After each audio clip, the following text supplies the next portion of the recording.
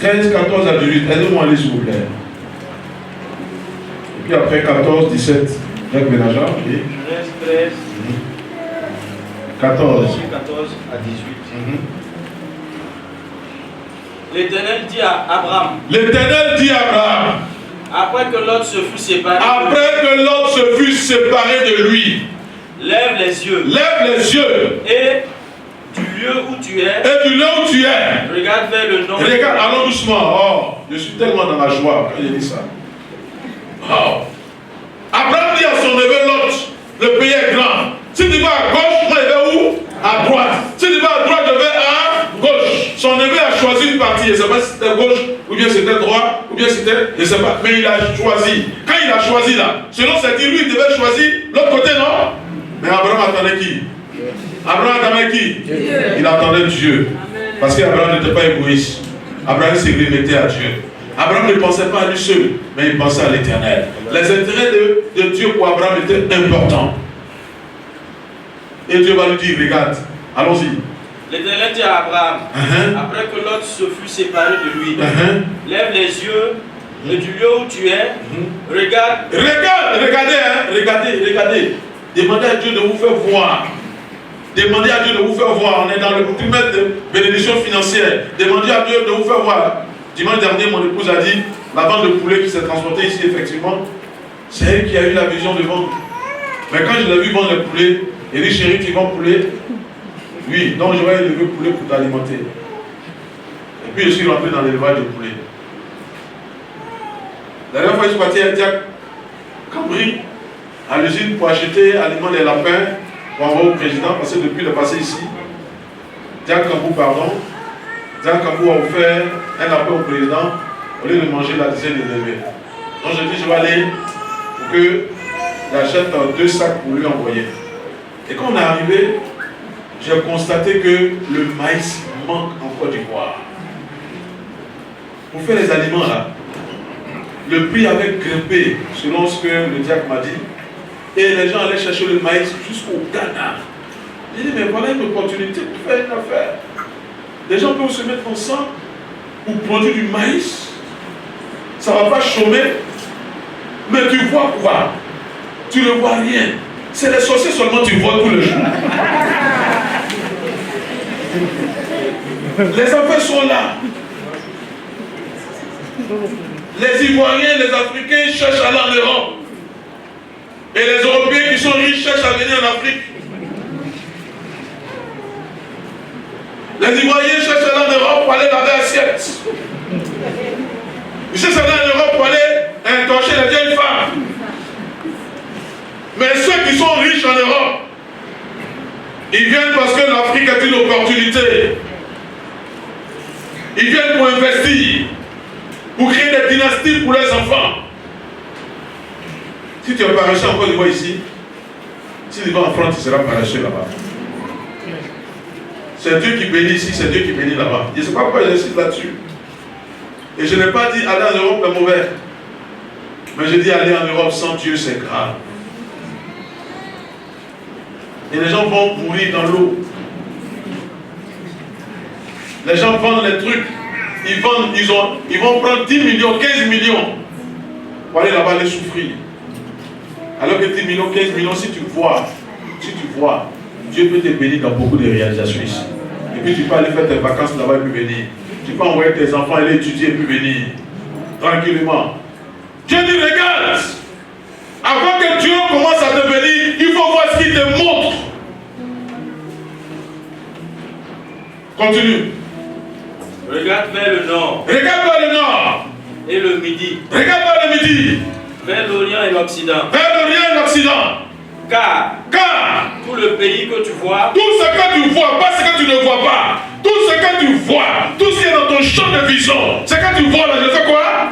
Je le donnerai à toi et à je te le donne. Ce que tu ne vois pas, il ne te donne pas. Mais ce que tu vois là, je te le donne à toi et à ta descendance. Continue. Pour toujours. Pour toujours. C'est moi qui parle. Et puis quelqu'un ne peut pas dire non, c'est comme ça. Non, je te donne. Je rendrai ta postérité. Je rendrai ta postérité comme la poussière. Comme la poussière de la terre. De la terre. En sorte que. Laissez-moi parler un peu de postérité. Qu'on soit délivré de ce que on n'a pas un penchant pour notre postérité. Les Africains, ils sont comme des poulets. Excusez-moi, parce que moi, monsieur africain, je peux le dire. Leur vision, c'est de manger là où ils sont. Tchoc, tchoc, tchoc, tchoc. Mais soyons comme des ailes qui voyons très loin au nom de Jésus-Christ. J'ai vu des familles africaines ou des pères. Des pères, c'est vrai qu'il y a des gens qui ne méritent pas l'héritage parce qu'ils n'ont pas un comportement digne. Mais quand il y a des conflits entre parents et puis enfants, parce qu'il ne veut pas que son enfant ait l'héritage, mais ça fait pitié. Quand les parents disent, mais toi, tu as fait quoi pour moi? Qui maudissent leurs enfants, ça fait pitié. Mais quand on travaille, on doit travailler, on doit investir, pas pour nous seulement, mais pour nos enfants, pour nos petits-enfants, pour nos arrière-petits-enfants. Quand on prie, on doit prier jusqu'à nos arrière-petits-enfants. Qu'aucun ne n'aille à l'enfer, qu'ils soient des hommes de Dieu, qu'ils craignent Dieu, qu'ils soient des géants de la nation. Mais combien prie pour ça? Combien prie pour ça? On est contenté à nous, moi. Dieu dit à Abraham ici, la bénédiction que je suis en train de décréter sur toi là, ça ne se limite pas à toi, mais à ta descendance. Alléluia. Continue. Je rendrai ta postérité comme la poussière de la terre, en sorte que si quelqu'un peut compter la poussière de la terre, oui, ta postérité sera aussi comptée.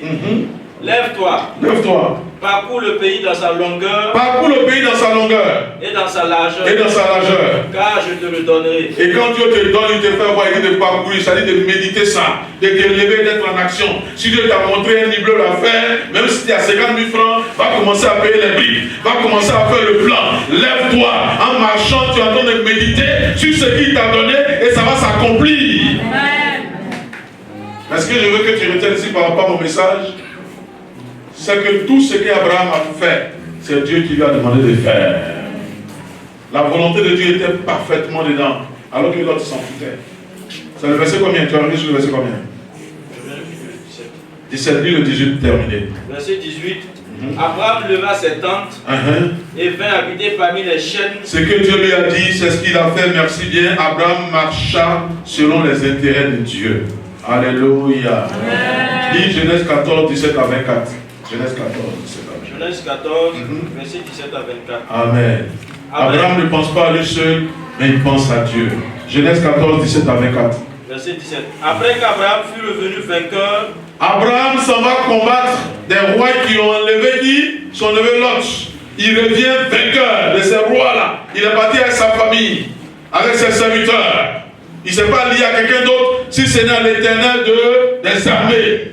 Et les autres étaient nombreux, mais il les a vaincus et il revenait de la victoire. Qu'est-ce qu'il a fait? Il fut revenu vainqueur de Kedorlaomer et des rois qui étaient avec lui. Oui. Le roi de Sodome sortit à sa rencontre dans la vallée de Chavé, qui est la vallée du roi. Melchisedec, roi de Salem, roi de Salem, père. Fit apporter du pain et du Il vin. apporte du pain, comme on a fait tout à l'heure, là, du pain et du quoi? Du vin, la sainte sève. Et puis il a fait quoi? Il était sacrificateur. Il était sacrificateur Dieu très haut. du très haut, l'image de Jésus-Christ de Nazareth. Oui. Il bénit Abraham. Il a béni Abraham. Et dit. Il dit quoi? Béni soit Abraham. Béni soit Abraham. Par le Dieu très haut. Par le Dieu très haut. Maître du ciel et de la terre. Maître du ciel et de la terre. Béni soit le Dieu très haut. Béni soit le Dieu très haut. Qui a livré tes ennemis entre tes mains. Qui a livré tes ennemis entre tes mains. Et Abraham lui donna la dîme de tout. Abraham lui a donné la dîme de tout. De tout quoi? De toutes les bénédictions qu'il a reçues dans cette guerre-là. Bon, je vais vous poser une question. Dans cette guerre-là, il y avait l'autre qui était dedans, non? L'autre était déjà dans une position d'esclave, parce que là où il est, on les avait vaincus. Ils étaient déportés. Et Abraham allait combattre. Et Abraham a récupéré qui? Lot. Et c'est bien. Mais ici, qui est en train de faire le don pour la victoire? C'est qui? Vous avez vu l'autre dedans? Est-ce que l'autre avait dit, tonton, pardon, à faire la même là? Moi-même là, c'est moi-même qui était au fond même du trou, tu m'as sorti, attends, moi-même donné un poulet. Vous avez vu l'autre dedans? C'est Abraham qui était en train de donner encore la dîme de tout. Parce que l'autre, il était certainement ailleurs. Il était en train de voir si ces femmes-là, elles étaient au complet, si ses enfants étaient au complet, Il était en train de compter ses moutons, si tout était au complet. Il était en train de compter tout, ça ne l'intéressait pas. Mais Abraham était en train d'exprimer sa reconnaissance, sa générosité. Il a donné la dîme de tout, sans exception. Mais lisez la suite encore qui est marquant. Verset 21. Le roi de Sodome dit à Abraham. Le roi de Sodome va venir maintenant. Donne-moi des personnes. Donne-moi, quand tu es parti nous délivrer là, les hommes de mon pays là, il faut me les donner, eux seulement. Et prends pour toi les richesses. Et les richesses que vous avez prises là. Parce que les gens avant d'arriver à Sodome et Gomorrhe, ils sont passés ailleurs. Alléluia. Quand on va, un peu va combattre un peu, quand il t'a vaincu, tu deviens pour lui et tout ce que tu as devient pour lui. C'est comme ça les Français nous ont vaincus avant. Et puis aujourd'hui, tout ce qu'on a, c'est pour eux. On circule d'Abidjan à la Mabidjan, c'est pas pour nous. On marche en Côte d'Ivoire, mais Côte d'Ivoire, c'est pas pour nous. La guilde de prière, ça s'appelle la guilde de prière. Normalement, on devait appeler la guilde française. Parce qu'ils nous ont vaincus et ils nous ont assujettis. Et pour qu'on sorte de là, il faut combattre. Alléluia. Et tout ce qu'ils ont pris là, le roi de Sodome dit, donne-moi les hommes, et puis prends les autres richesses là. Il faut prendre tout ça. Qu'est-ce qu'Abraham dit? Abraham répondit au roi de Sodome.